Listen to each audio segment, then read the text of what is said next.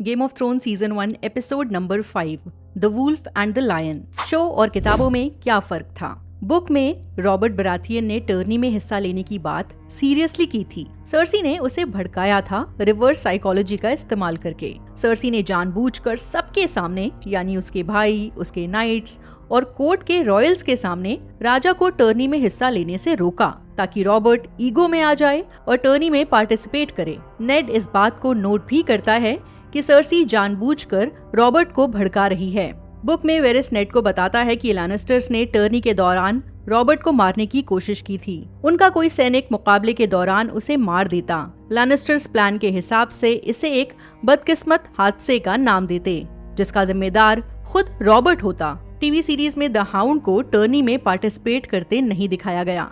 वो ज्यादातर वक्त रॉबर्ट और जॉफ्री के पास रहता है।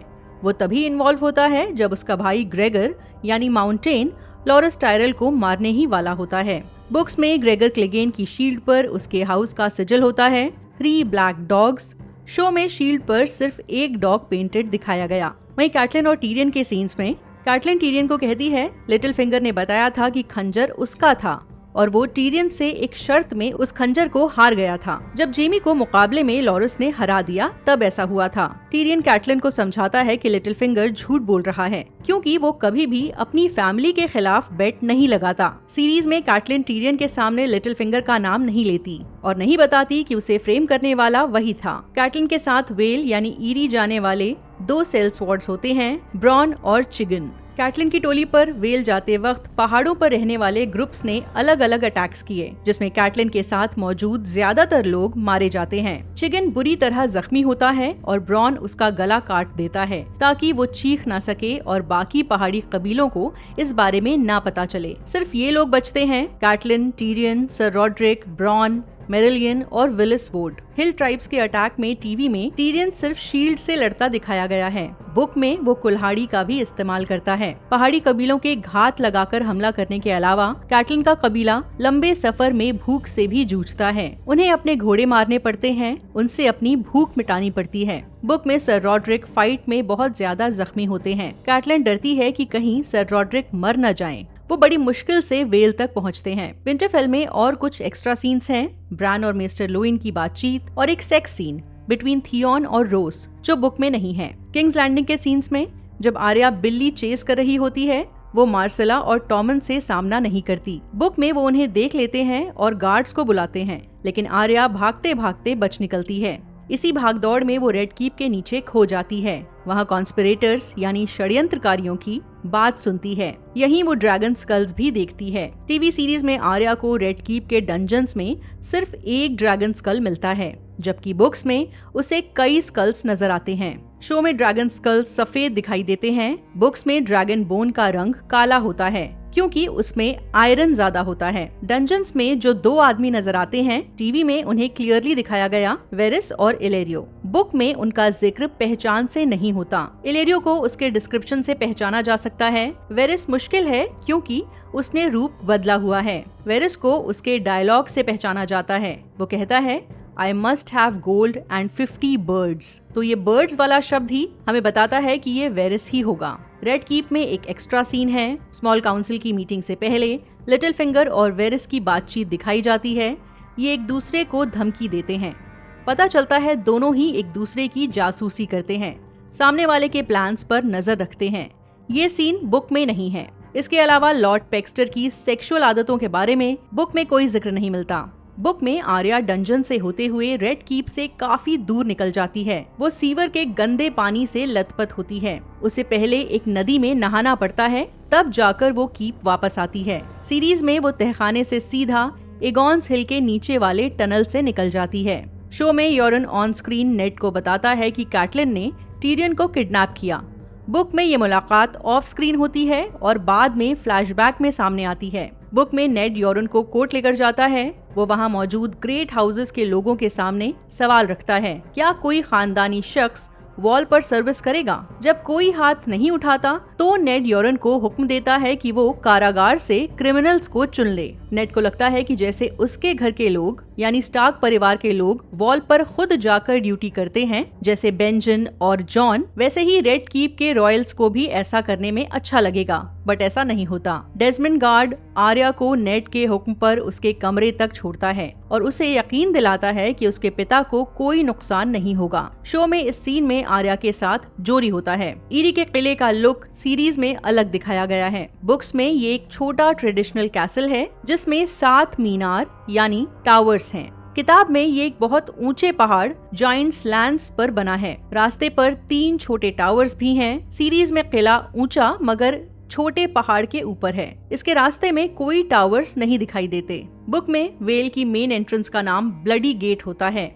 ये सीजन 1 में नहीं दिखाया गया, हालांकि इसे बाद में सीजन 4 में शामिल किया गया। खैर बुक 1 में ब्रेंडन टली और डोनाल्ड वेनवुड ब्लडी गेट के गार्ड्स होते हैं। शो में ब्रेंडन टली यानी ब्लैकफिश सीजन 3 तक इंट्रोड्यूस नहीं होता। सीरीज में कैटलिन का ईरी तक पहाड़ से होते हुए जाने का सफर नहीं दिखाया गया। बुक्स में वो म्यूल यानी खच्चर पे सवार होकर पहाड़ की चोटी तक जाती है। उसे माया स्टोन नाम की एक लड़की मिलती है जो असल में किंग रॉबर्ट की बास्टर्ड बेटी होती है। वो कैटलिन और उसके काफिले को ईरी तक ले जाने के लिए गाइड का काम करती है। इस दौरान कैटलिन को जॉन स्नो का ख्याल आता है। वो ना चाहते हुए भी उसके बारे में सोचती है। सीरीज में ये लंबा सफर नहीं दिखाया गया। बुक में कैटलिन पहले अकेली ईरी पहुंचती है और अपनी बहन लाइसा से उसके कमरे में मिलती है। टीरियन को अगले दिन ऊपर लाया जाता है। सीरीज में कैटलिन और टीरियन दोनों एक साथ ईरी पहुंचते हैं और दोनों हॉल में सबके सामने लाइसा से टकराते हैं। बाद में टीरियन की कैद और मॉड का एक सीन दिखाया गया है। अ फीस्ट फॉर क्रोज किताब में हमें पता चलता है कि टीरियन से मिलने वाले गोल्ड का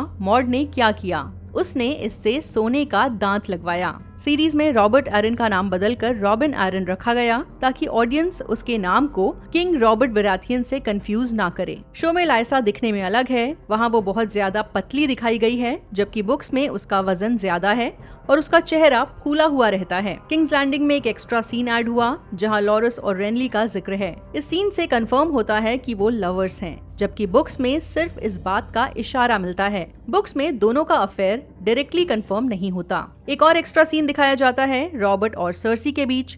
इससे पता चलता है कि उनकी शादी में मोहब्बत नहीं है। दोनों ही बस इस रिश्ते को खींच रहे हैं। फिर भी इस रिश्ते ने रियासत को एक करके रखा हुआ है। यहाँ सर्सी लाइना स्टार्क का जिक्र करती है। ये सब बुक में नहीं होता।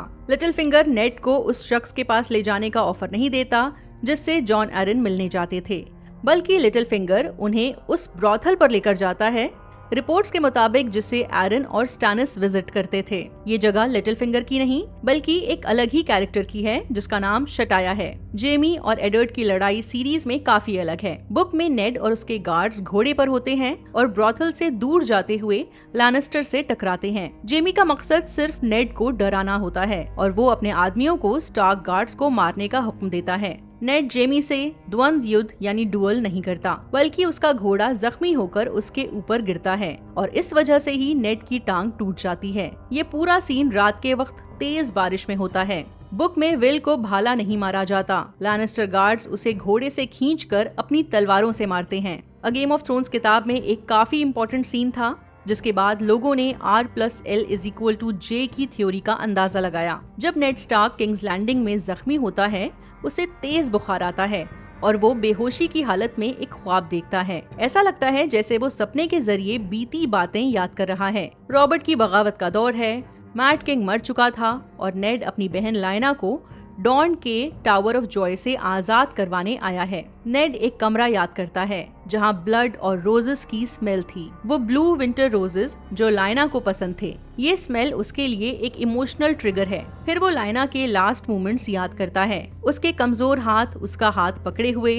वो कहती है प्रॉमिस मी नेड और फिर उसके हाथ से गुलाब की मुरझाई हुई पंखुड़ियां गिरती हैं। बाद का पार्ट नेड के लिए ब्लर हो जाता है क्योंकि वो ट्रॉमा में है। बस इतना याद है कि वो लाइना का हाथ छोड़ नहीं पा रहा था और हॉलैंड रीड नरमी से उसका हाथ अलग करता है। ये सीन जानबूझकर मिस्टीरियस तरीके से लिखा गया था ताकि रीडर्स को जॉन स्नो के बर्थ और आइडेंटिटी की सच्चाई सीधे सीधे पता ना चले।